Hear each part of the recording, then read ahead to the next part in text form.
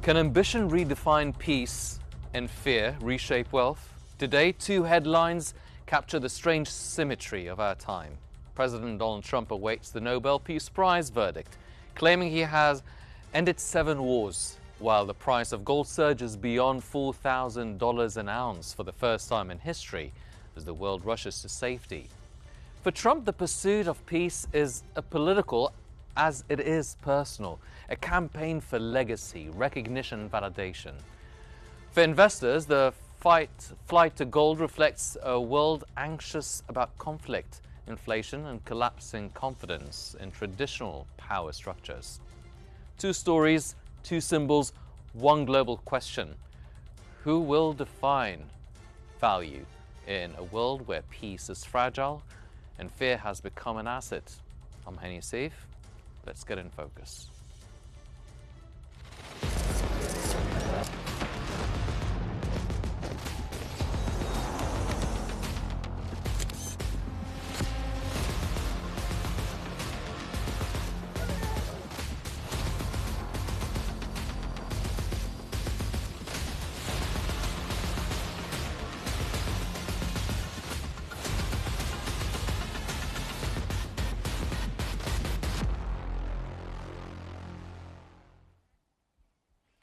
As the Nobel Committee in Oslo prepares to announce this year's Peace Prize, President Donald Trump finds himself again at the center of controversy and speculation.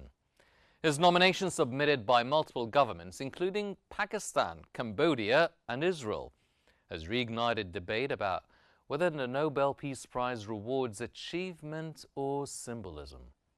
Trump's supporters cite his efforts to end 7 wars, from South Asia to the Middle East, and his recent mediation attempts in Gaza as signs of transformation.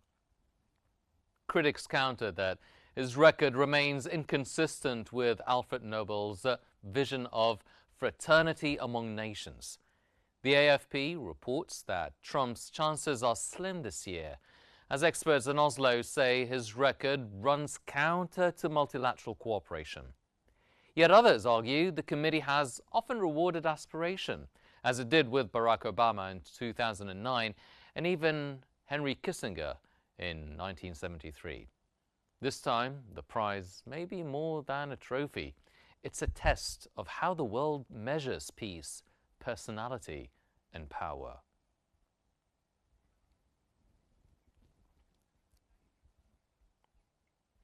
And Ms. Ginger Chapman is joining us, the lawyer and political analyst, to discuss whether President Trump's bid for the Nobel Peace Prize is an act of ambition, irony, or genuine transformation, and what it reveals about the politics of peace itself. Ms. Chapman, thank you for joining us here on In Focus. Now, Trump's nomination has drawn global attention. Do you think this campaign is about his legacy, legitimacy, or both? Well, first, Mr. Haney, thank you for having me today, and greetings to your viewers. And what we have seen is not just President Trump, but many of his acolytes have been pressing for President Trump to receive the Nobel Peace Prize.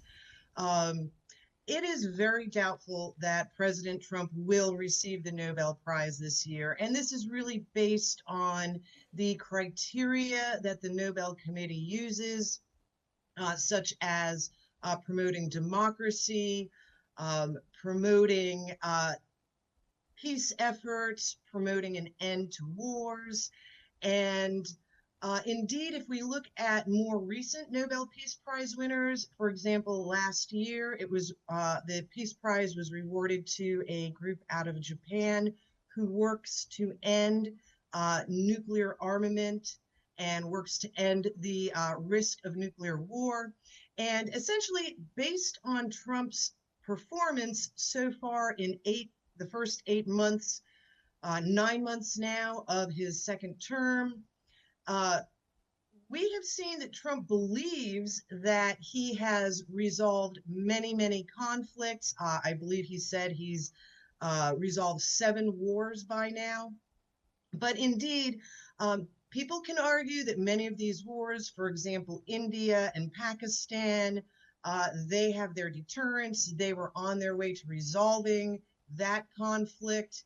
But essentially, what we do know is that Trump really wants the Peace Prize. However, his efforts so far have not been constructive and positive steps towards attaining any type of peace. Indeed, what we've seen is Trump has appeared to just go along with ongoing war efforts. We've seen that he has not ended the war in Ukraine in 24 hours or 100 days or 6 months. Indeed, that war looks as though it's progressing towards a long-term conflict. We see the EU is planning the Ukraine war 5 years out into 2028, 2030. So Trump's efforts with Ukraine are not going to yield a Nobel Peace Prize. Trump's efforts in Gaza and Palestine have been all over the place. And essentially, it appears to the American people that Trump has ceded his authority or his influence in Palestine and the Middle East to Benjamin Netanyahu. And indeed, we may even see war with Iran by the end of this year or early in 2026. So the peace situation across the world is it's very chaotic, and it does not appear that Trump's efforts so far have yielded any meaningful steps towards peace.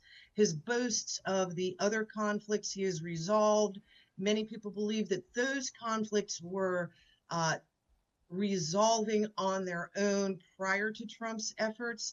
And with his tariffs, secondary tariff sanctions, we see economic chaos and energy insecurity spreading throughout the world. So Trump has a very good PR department. He has a very good public relations department. He's very good at promoting himself. But at this point, as far as the American people are concerned, he has been somewhat of a disappointment to the American people and to his voters with respect to his promises made and the facts on the ground now as far as world peace. So when the Nobel Committee announces their candidate, their recipient of this year's Nobel Peace Prize, it does not appear that Trump will be on it, and it will be a surprise who they do nominate. Yes. Of course, and they cannot do posthumous nominations. Well, Ms. Chapman, his supporters are actually echoing his claim of ending the 7 wars. How credible is that claim from an international law perspective? Forget about the supporters, forget about the public opinion. From an international law perspective, is it credible? Yes, well, when we look at specific conflicts, once again, India, Pakistan, they are both nuclear powers. They have their own deterrent built in. Many people feel that India-Pakistan conflict was on the road to resolution. Trump perhaps just bullied them a little farther along. When we look at other conflicts such as Armenia and Azerbaijan, that superficially appears to have been resolved, but we do know that there are undercurrents beneath the surface there that are still pushing for their own agendas. And so indeed, when we do look at the other conflicts that Trump jumped into and then declared were resolved, they may not really bolster his contention that he resolved them. He may have just pushed them over the line towards a resolution. And indeed, it's the larger conflicts that have the risk of escalating into a wider war, specifically Ukraine and Russia, and Israel and Iran. Those are the conflicts that are the most important right now, and those are the conflicts that Trump has not been able to reach any sort of progress in. And indeed, when we look at Trump's tactics to resolve conflicts, he attacks whatever the superficial argument is about, but he does not really resolve the root causes of those conflicts. So he sort of can superficially gloss over the symptoms, but not address the root causes, not address the underlying inequities, not address any uh, military imbalances, economic imbalances. So, in a sense, Trump is sort of glossing over the causes of conflicts and intimidating or forcing the parties into a superficial agreement. And it remains to be seen what happens with these 7 wars that Trump claims to have stopped. And also, events are proceeding apace. Events could be getting ahead of Trump. For example, we now see that Pakistan has signed a security arrangement, a security agreement with Saudi Arabia. And we see that other countries in the global south, in Asia, in the Middle East, are they are figuring out their own security arrangements outside of the United States. And this is because of America's other actions Hmm. as far as sanctions they're driving alternative economic arrangements and alternative security arrangements with the world. So instead of Trump gaining a Nobel Peace Prize, America itself may be losing global influence on the world stage. Well, speaking of imbalances, critics are arguing the unilateralism approach of President Trump, the withdrawals from the treaties, slamming tariffs and the trade wars, which really defies the purpose of the Nobel Prize. Do you think the committee has made, I mean, it has made controversial choices before, Obama, Kissinger. Do you think it would fit Trump into that pattern of aspirational awards? Well, the Nobel Committee, they have said that they try now to avoid controversial uh, recipients. However, even the Nobel Committee has said that peace itself is political. So there's no way to get around the political aspects of who the recipient will be. But you do raise an excellent point as far as international efforts.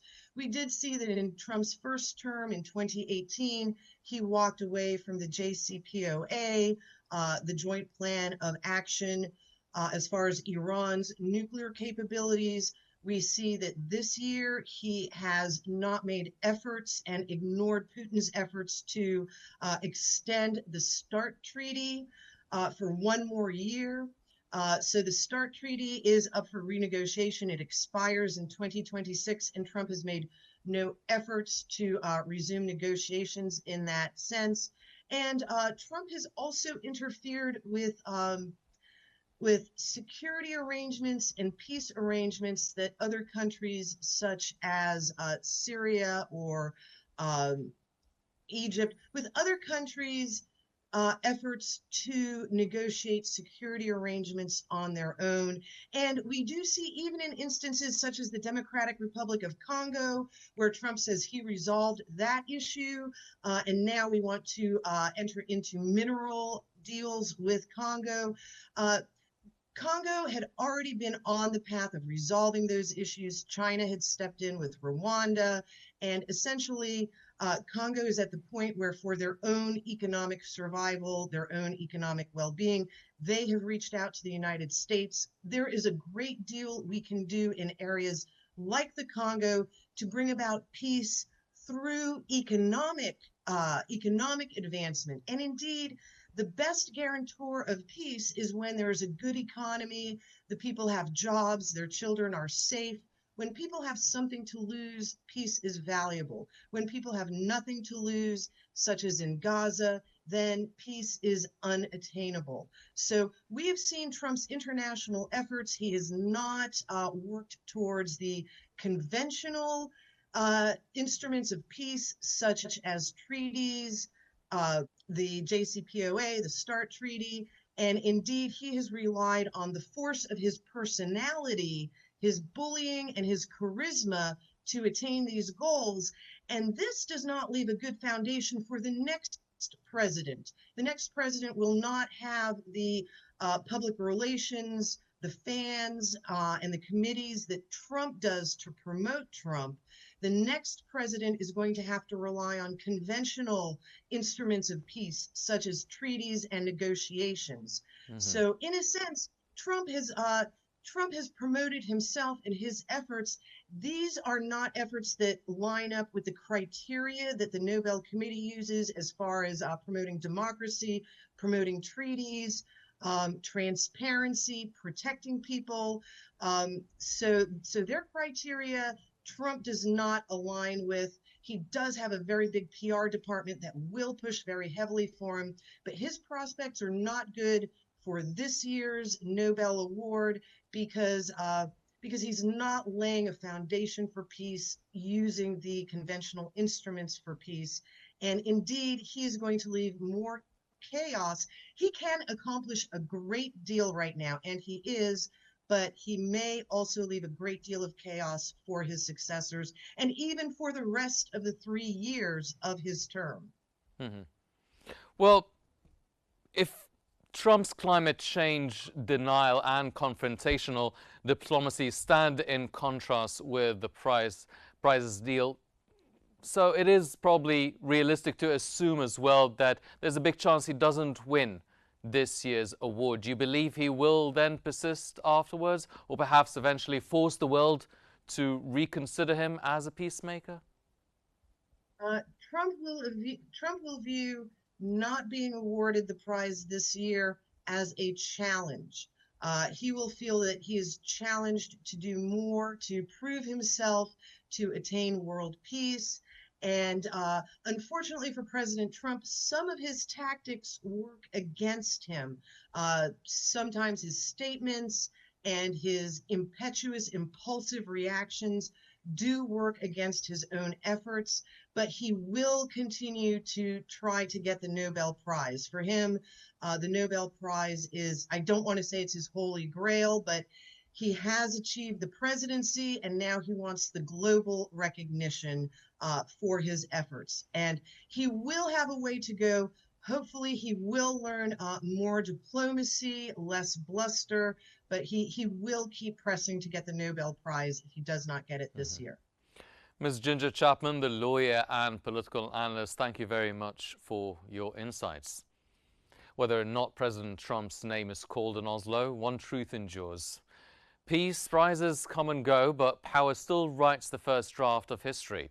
From the politics of peace to the panic of the markets, as world leaders chase prestige, investors chase protection. And this week, they're finding out in gold. Gold has shattered all records, breaking $4,000 an ounce for the first time in history. This unprecedented rally is the result of a perfect storm: political chaos, looming U.S. interest rate cuts, a government shutdown, and ongoing wars stretching from Gaza to Ukraine. The World Gold Council reports record inflows of $64 billion this year, a staggering vote of no confidence in paper markets. Meanwhile, silver has surged nearly 70%, riding the same wave of fear and demand for tangible security. Analysts see no end in sight. With central banks stockpiling reserves and investors turning away from the US dollar, many now predict gold could test $5,000 by next year. Gold isn't just a commodity, it's a mirror.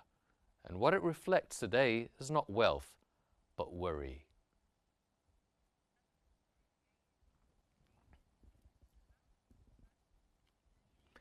From London, we're joined by Mr. Meher Nicholas Fursley, the Director of the EU ASEAN Centre and a leading expert in financial governance and global markets. He joins us to discuss gold's historic rise and what it reveals about confidence, fear, and the state of the world economy. Welcome to Q News, Mr. Fursley. Gold crossing $4,000 marks a historic moment, the first time it does so.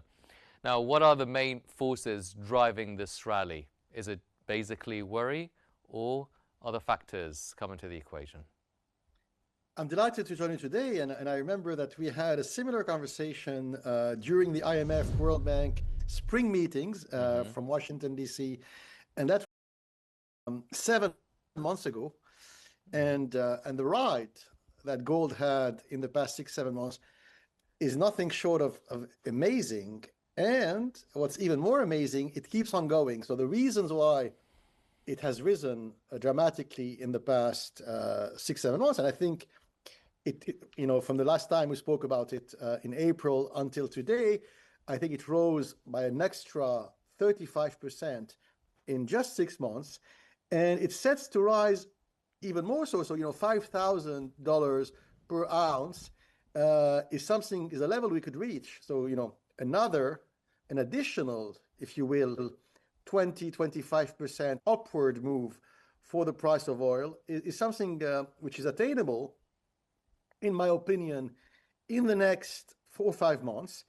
And some of the investors, of course, they bought gold futures with a X2, so twice, 3 times, 4 times, 5 times the multiple.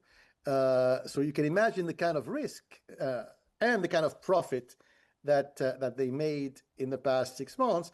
And to make a long story short, I think those who say that the rise of gold is related somehow to the US government shutdown, for example, I think it's a very silly remark. I think it has nothing to do, or very little to do, with the US government shutdown. There is, it's true, what some people call the debasement trade. So, what does it mean in plain English, debasement trade? It means that, central banks and big investors, so who would be the big investors? They would be big public pension funds, sovereign wealth funds, and central banks, also called large institutional asset owners. So it's true that they have trillions of dollars in government debt and cash, and these money market instruments, bonds, treasury bills are issued essentially by the governments of the US, Britain, Europe, and Japan, to make a long story short. And in most of these countries, the debt to GDP level is high. It's nothing new. There is perhaps in the past 6 months in countries like France and America an acceleration of the trend. So the government debt to GDP ratio is now at 120%, roughly, in America and France. It was already at that level or above that level in countries like Japan and Italy long time ago. So to make a long story short, what is debasement trade? There is the realization of a new reality which many people did not want to see, right?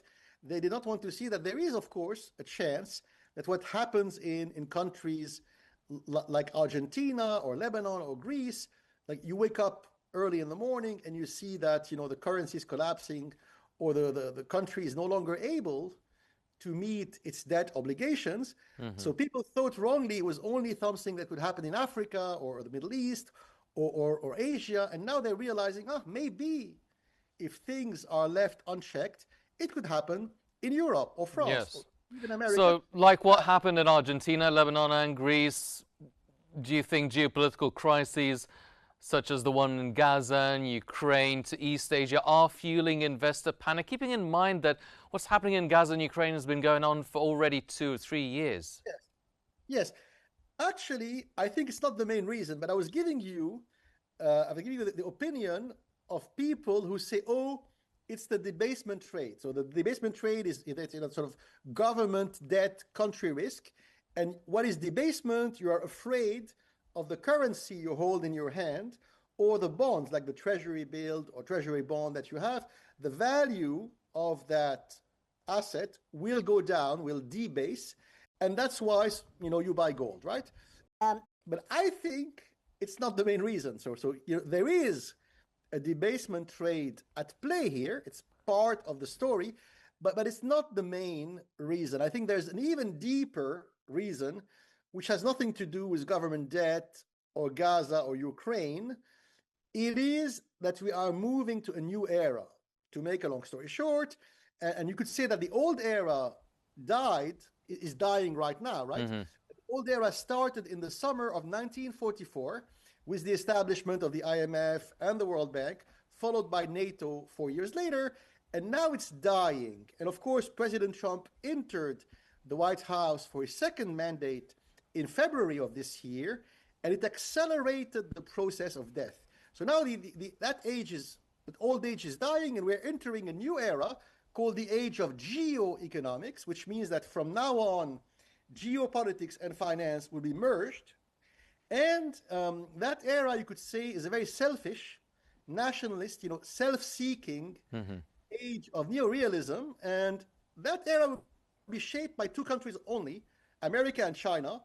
And Europe and Britain won't even have a small seat at the table. So all that together, a lot of the buying is coming from one country, which is China.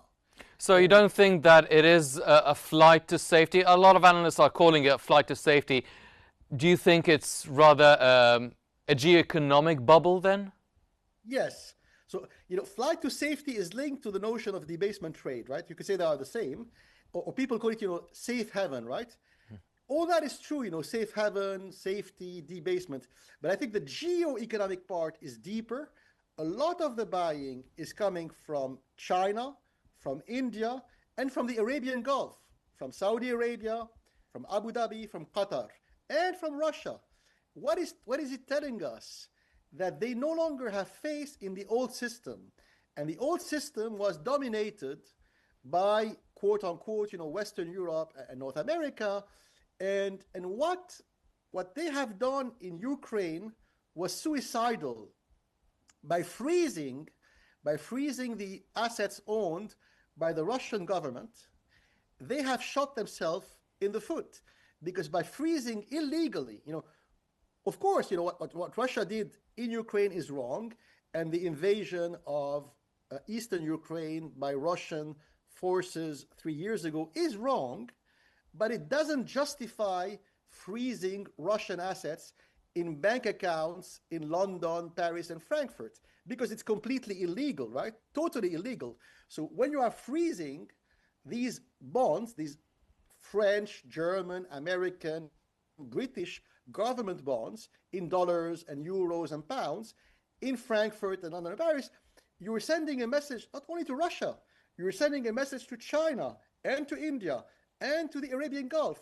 We illegally can freeze your assets. So of course, the Chinese and the Arabs and the Indians are completely losing faith in the system, and rightly so, may I add. Well, Mr. Fazli, you've alluded to the banking sector. How significant then is the role of central banks in sustaining the surge? Huge. And here there's an added thing which is hard to understand, which are the world's biggest producer, net producers of gold. They are by far China, Australia, Russia, and Eastern Canada, French-speaking Canada, China, Australia, they are the biggest, and Russia, they are the four biggest producers of gold. But the central banks of China, of Canada, of Russia, until recently, they didn't have much gold themselves. So they were exporting Chinese gold, Russian gold, Canadian gold, Australian gold to the rest of the world. And which central banks, in percentage, right, in proportion, had the most gold, where they were the American Central Bank, the Federal Reserve Board, the Bundesbank, the Central Bank of Germany, the Banco d'Italia, the Central Bank of Italy, and to a lesser extent, the Banque de France. So the Americans, the Germans, the Italians, the French, in percentage term, they had 50, 60, 65% of their overall total reserve in gold, which is high.